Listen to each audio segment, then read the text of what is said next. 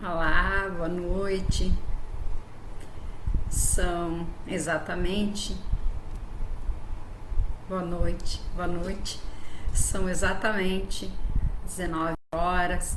Como sempre fazemos todos os domingos, vamos elevar o nosso pensamento ao Mestre Jesus, rogando a Ele que nos visite mais esse evangelho no lar.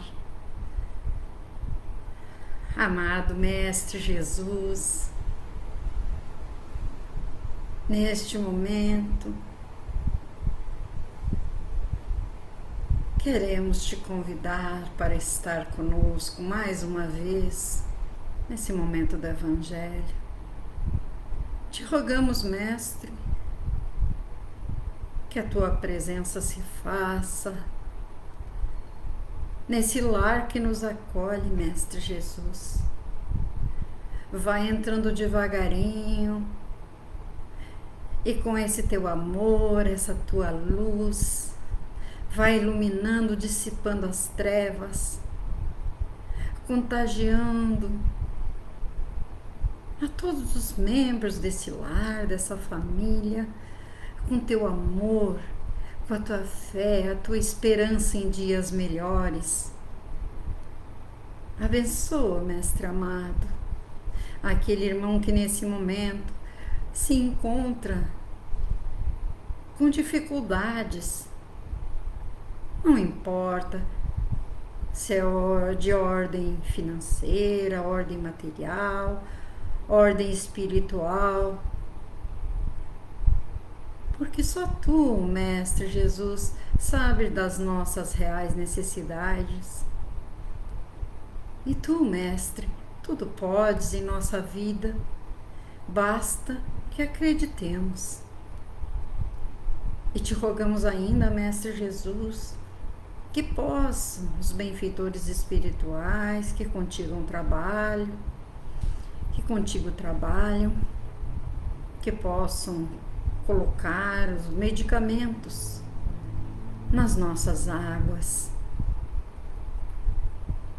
Esses medicamentos invisíveis que tanto bem nos fazem, porque vão direto àquela célula que se encontra enferma, seja ela da alma ou do corpo físico. E por isso te agradecemos, Mestre Jesus, porque sabemos da tua presença nesse momento, em cada lar. Muito obrigada. E te convidamos, Mestre amado, fique conosco em mais esse momento do Evangelho no lar. Que assim seja. Hoje nós vamos falar, para quem gosta de nos acompanhar, sobre o capítulo 4 do Evangelho, mais precisamente no item 18, que fala dos laços de família fortalecidos pela reencarnação e quebrados pela unicidade de existência.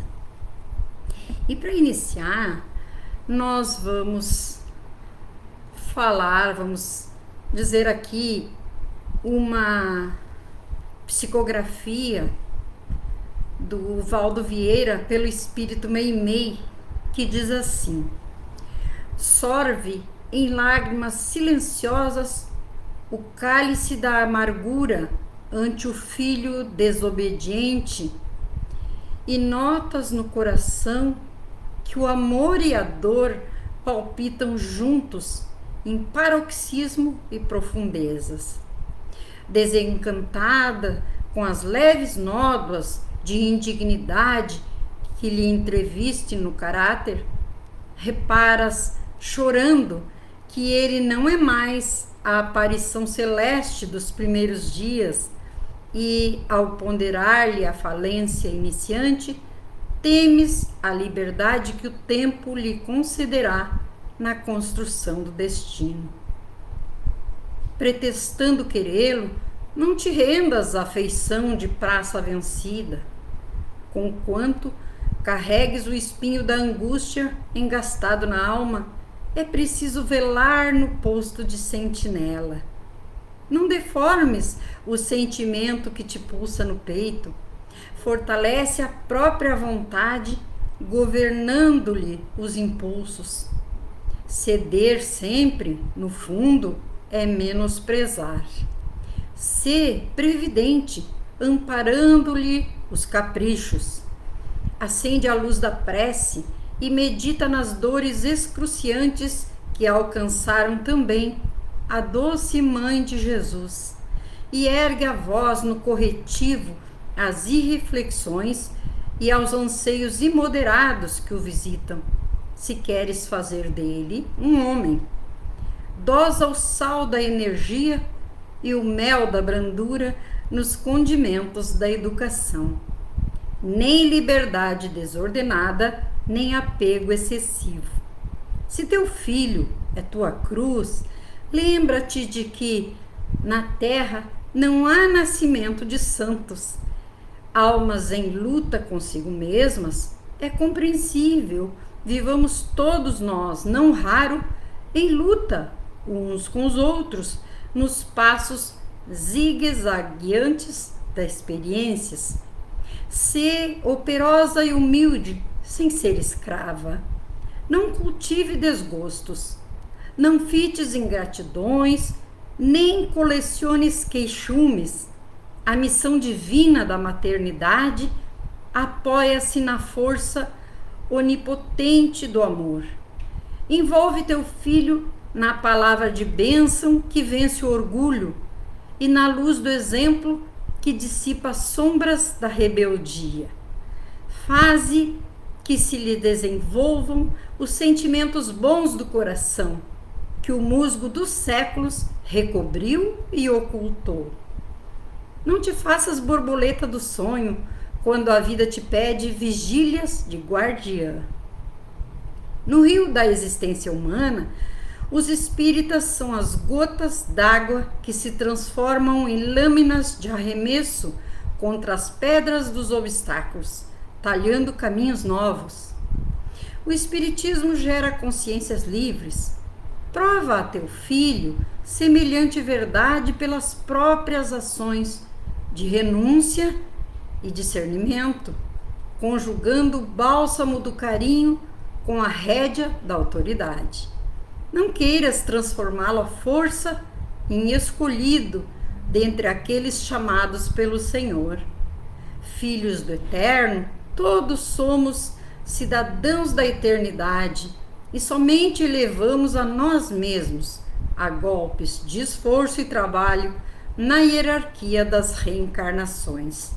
Assim, pois, embora muitas vezes torturada na abnegação incompreendida, mostra a teu filho que a lei divina é insubordinável e que todo espírito é responsável por si próprio. Isso é o poema da Vigília Maternal, que descreve tão bem uma mãe que tem que ser carinhosa, amorosa e ao mesmo tempo severa, como fala. Então nos diz assim no item 18 do Evangelho: os laços de família não são destruídos pela reencarnação como pensam certas pessoas. Pelo contrário, fortificam-se e estreitam-se. O princípio oposto é que os destrói. Os espíritos formam no espaço grupos ou famílias unidos pelo afeto, simpatia e semelhança. Esses espíritos felizes de estarem juntos procuram-se. A encarnação só os separa momentaneamente, porque após sua reentrada na erraticidade, no plano espiritual, reencontram-se como amigos no retorno de uma viagem.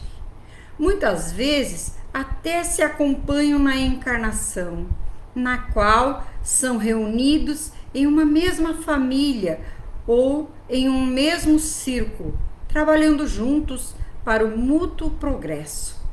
Se uns estão encarnados e outros não são menos unidos pelo pensamento. Os que são livres velam sobre os cativos.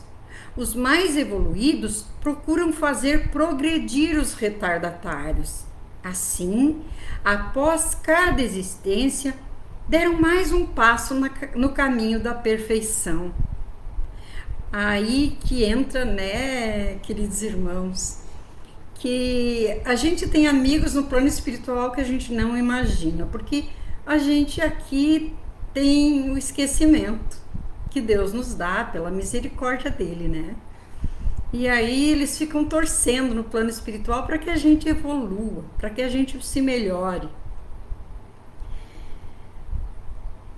E aí nos diz assim, após cada existência, deram mais um passo no caminho da perfeição. Cada vez menos apegados à matéria, seu afeto é mais vivo, justamente por ser mais depurado, por não mais ser perturbado pelo egoísmo, nem pelas nuvens das paixões. Eles podem, então, percorrer um número ilimitado de existências corporais sem que nenhum golpe fira seu afeto mútuo. Entenda-se que se trata aqui do afeto real, de alma para alma, o único sobrevivente à destruição do corpo, porque os seres que só se unem movidos pelos sentidos não têm nenhum motivo para se procurarem no mundo dos espíritos. Apenas os afetos espirituais são duráveis. Os afetos carnais extinguem-se com a causa que os fez nascer. Ora, essa causa não existe mais no mundo dos espíritos, ao passo que a alma existe sempre. Quanto às pessoas unidas pelo único móvel do interesse, na realidade não significam nada umas para as outras. A morte as separa muitas vezes já aqui sobre a terra, né? E no além.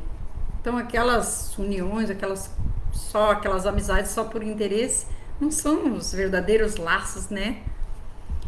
A união e o afeto que existe entre parentes são um indício da simpatia anterior que os aproximou. Disse também, falando de uma pessoa cujo caráter, gostos e inclinações não tem nenhuma semelhança com os de seus próximos, que ela não é da família. Dizendo isso, enuncia-se uma verdade maior do que se acredita.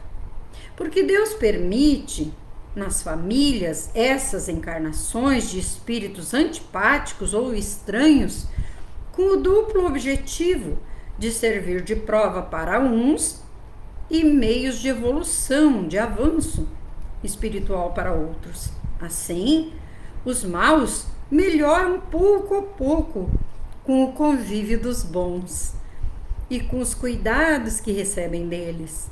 Seu caráter suaviza-se, seus costumes depuram-se e as antipatias muitas vezes se apagam. É assim que se estabelece a fusão entre as diferentes categorias de espíritos, como na Terra se estabelece entre as raças e os povos. O temor do aumento indefinido do parentesco em consequência da reencarnação é um termo egoísta e prova que não se tem amor suficiente para transportá-lo a um grande número de pessoas. Um pai que tem vários filhos ama-os menos do que se tivesse um só? Mas que os egoístas tranquilizem-se, pois esse temor não tem fundamento. Um homem que tenha tido 10 encarnações não se segue que encontrará no mundo dos espíritos 10 pais, 10 mães, 10 esposas e um número proporcional de filhos e de novos parentes. Lá não reencontrará senão os mesmos objetos do seu afeto, os que foram ligados a ele na terra, tanto sob nomes diferentes quanto talvez sob os mesmos nomes. é importante colocar aqui, né, queridos irmãos, que muitas vezes, né, hoje eu sou filha da minha mãe, mas eu já posso ter sido mãe da minha mãe, irmã da minha mãe, né? Porque espíritos não tem essa parte da quando a gente encarna, a gente vem aqui para evoluir. Então por isso que nós não vamos encontrar lá 10 pais, 10 mães, né? E diz assim aqui no nosso roteiro sistematizado, né? Como se relacionam afetivamente os espíritos na vida espiritual? Eles formam grupos ou famílias entrelaçados pela afeição, pela simpatia e pela semelhança das inclinações.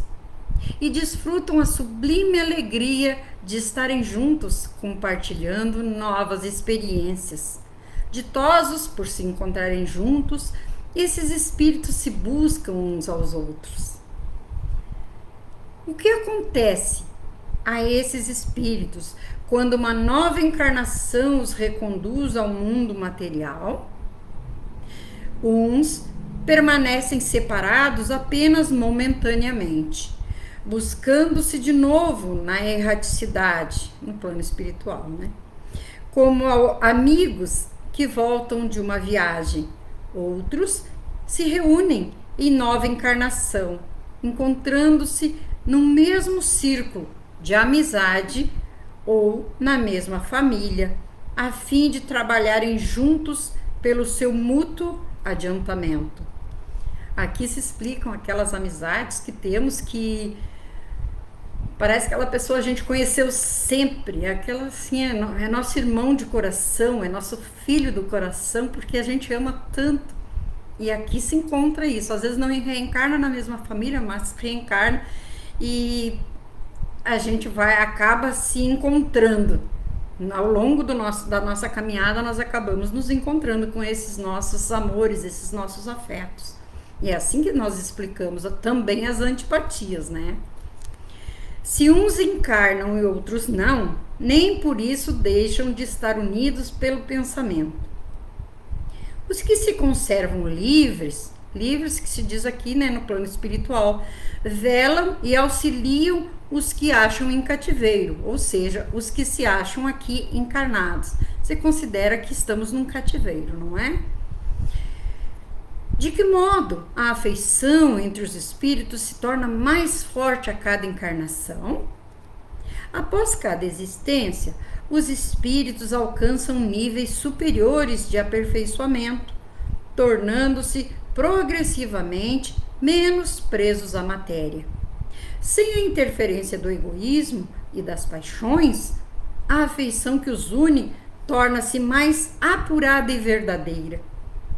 Podem, portanto, os espíritos percorrer assim ilimitado número de existências corpóreas sem que nenhum golpe receba a estima mútua que os liga. Ou seja, essa afeição é pura, esse amor é puro, né, nesses espíritos simpáticos. Então nada vai afetar, nenhuma encarnação, nada vai separar eles. Qual a diferença entre a afeição espiritual e a afeição carnal? A afeição espiritual é aquela que verdadeiramente liga as almas e a única que sobrevive à destruição do corpo. A afeição carnal une os seres através dos sentidos, desaparecendo juntamente com o corpo. Duráveis somente são as afeições espirituais. As de natureza carnal se extinguem com a causa que lhes deu origem. As ligações baseadas em interesses permanecem no mundo dos espíritos? Não. As pessoas que se unem por laços de interesse, sejam eles de que natureza forem, nada representam umas para as outras, senão instrumento de satisfação de suas ambições. E tais interesses não sobrevivem à vida corpórea. Aqueles que se ligam por interesses nada realmente são uns para os outros. A morte os separará, já muitas vezes aqui na terra, mas principalmente lá no céu. Porque, sem razão aparente, simpatizamos ou antipatizamos com certas pessoas, mesmo sendo familiares? Esses sentimentos podem revelar simpatias de vidas passadas ou rixas e desentendimentos anteriores. Façamos da presente encarnação ocasião para fortalecer laços de amizade e superar desentendimentos e malquerenças. Na vida espiritual, temos vários pais e diferentes mães? Não. No mundo espiritual, as ligações consanguíneas decorrentes da carne desaparecem, porque lá somos todos irmãos. Do fato de um homem ter tido 10 encarnações, não se segue que vai encontrar no mundo dos espíritos 10 pais e 10 mães.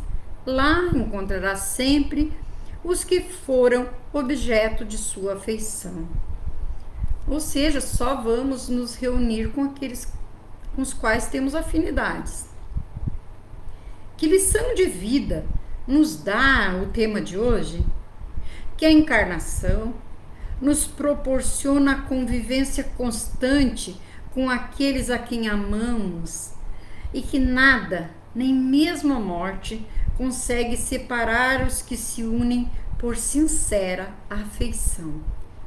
No plano físico, como no espiritual, o amor liga os seres por laços indissolúveis que se tornam mais estreitos a cada encarnação. Então é isso. Precisamos amar e amar, porque é só isso que Jesus quer de nós, né? Então, para a gente se encontrar com aqueles a quem amamos. Que bom, né? Termos mais desse sentimento quando daqui partirmos, de que quando aqui chegamos, né?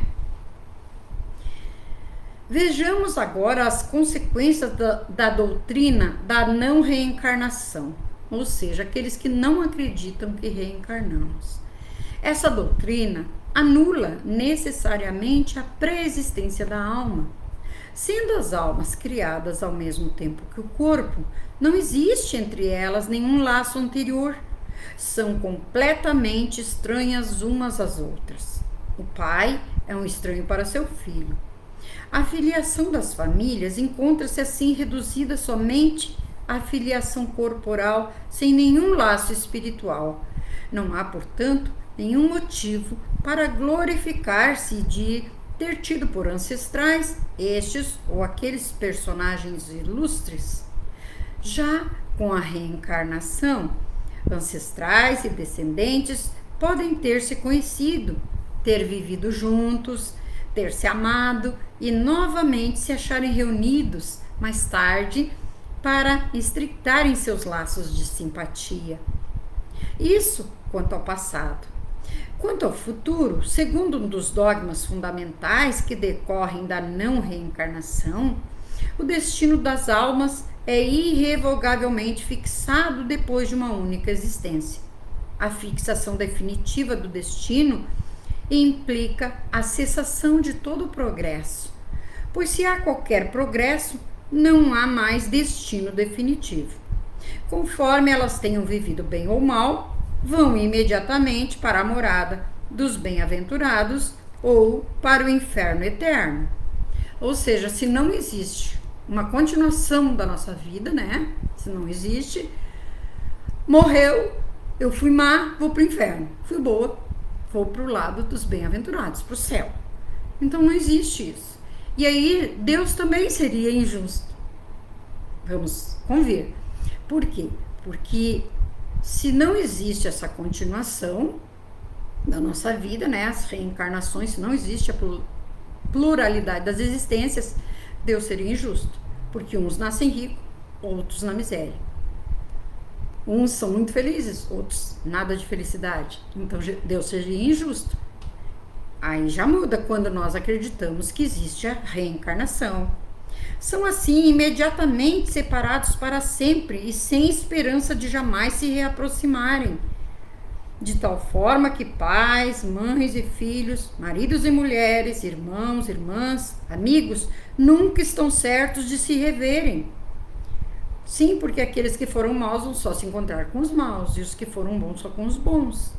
É a ruptura mais absoluta dos laços de família. Isso para quem não acredita na reencarnação.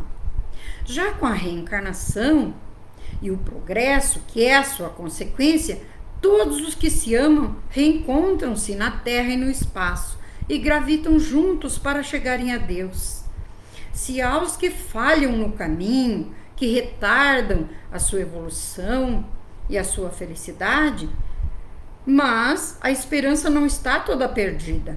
Ajudados, encorajados e sustentados pelos que os amam, sairão um dia desse lamaçal em que estão emperrados.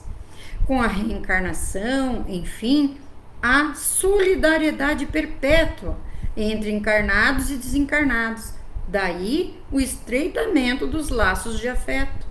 Em resumo, 4 alternativas apresentam-se ao homem para o futuro de além-túmulo. Né? Na primeira crença, o nada. Segundo a doutrina, que é só materialista. Né? Morreu, acabou. Então é o nada. A absorção no todo universal, segundo a doutrina panteísta, ou seja, que acredita em vários deuses, né?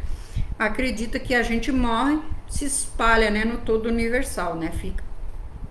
Terceiro, a individualidade, com fixação definitiva do destino, segundo a doutrina da igreja, ou seja, já ou vai para o céu ou vai para o inferno, acabou, não tem solução. Nós não vamos ter segunda chance. Fica difícil, né, acreditar nisso.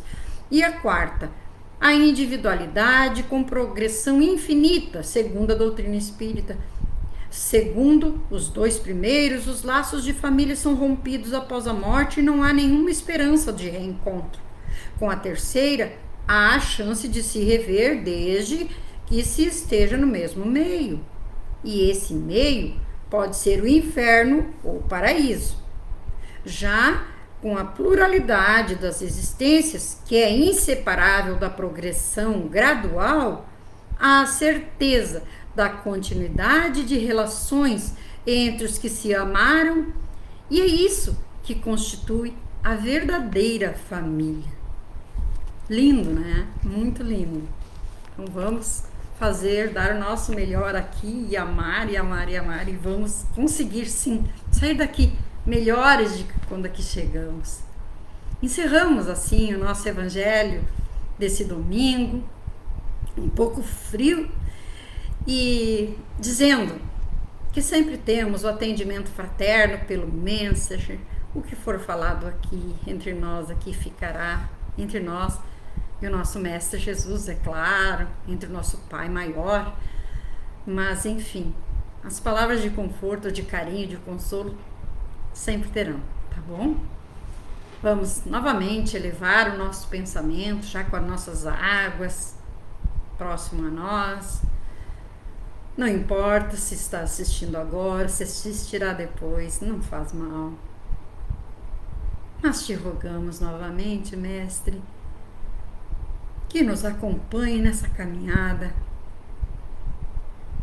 que leve a paz, o amor, a união, que possamos todos ter uma semana produtiva, que aquele que estiver em dificuldade, seja no lar, no trabalho, que encontre a coragem, a força, a sabedoria necessária para enfrentar e solucionar os seus problemas. Porque com a tua luz, Mestre, não tem chance a treva, a obscuridade, tudo vem à tona, Mestre Jesus. Que o teu amor se sobressaia em todas as situações de dificuldade de cada irmão que nos ouve nesse momento. Por isso te agradecemos, Mestre, porque somos muito abençoados. E por isso, mais uma vez te rogamos que seja colocado os medicamentos espirituais nas nossas águas, que sejam abençoados todos aqueles que adentrarem os nossos lares, e que todos que do nosso lar sair sintam-se bem melhor do que quando o nosso lar entrou. Que todos sintam, Mestre Jesus, a tua humilde presença, fazendo a diferença no nosso lar e na vida de cada membro da nossa família. Muito obrigada. Que assim seja. Um grande beijo. Obrigada pela companhia. Até o próximo domingo, se o Mestre Jesus assim permitir.